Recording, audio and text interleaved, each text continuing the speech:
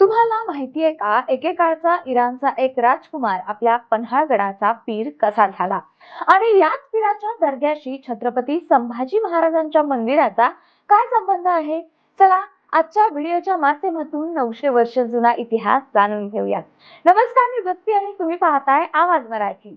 इतिहासाच्या पानांवर शौर्यासाठी आणि बाजीप्रभूंच्या बलिदानासाठी ओळखला जाणारा हा पन्हाळगड, पण याच रांगड्या गडाच्या हृदयामध्ये सौहार्दाचा एक नंदादीप कित्येक शतकांपासून तेवतोय.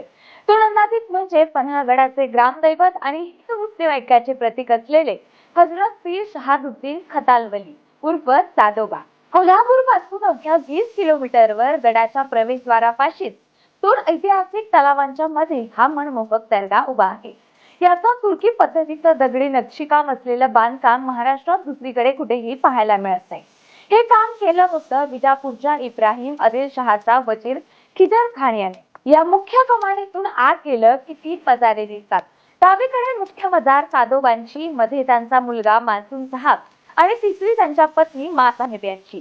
सादोबांना खूप उशिरा मुलगा झाला, पण तोही लहानपणीच वारला. त्या दुःखात बाबांनी आपल्या मुलाच्या कबरीवर फारसी भाषेत अतिशय हृदयस्पर्शी कविता कोरल्या आहेत, ज्या आजही वाचताना अनेकांच्या डोळे पाणावतात. पण हे साधुबा मूळचे कोण? तर 12व्या शतकात म्हणजेच 900 वर्षांपूर्वी इराणच्या जंजान प्रांतातून ते भारतात आले.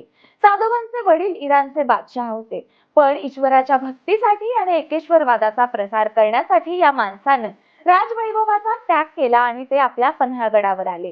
इथे त्यांनी नबीपूर नावाची पहिली वस्ती वसवली. पण या जागेचं सर्वात मोठं वैशिष्ट्य म्हणजे इथे जपली जाणारी गंगा जमुनी संस्कृती. जरी हा दर्गा मुस्लिम संतांचा असला तरी याला राजाश्रय मिळाला तो मराठा राज्यकर्त्यांचा.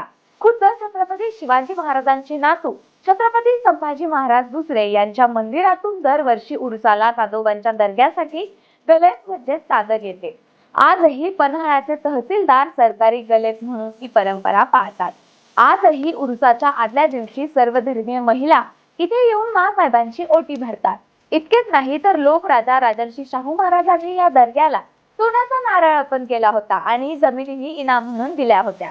पन्हाळ्यावर गेलात तर या 900 वर्षाच्या इतिहासाला नक्की भेट द्या, कारण माणसं जातात, सत्ता येतात आणि जातात, पण साधुबांच्या कबरीवर लिहिल्याप्रमाणे माणुसकी आणि ईश्वरी तत्व हे शेवटी शाश्वत राहतं.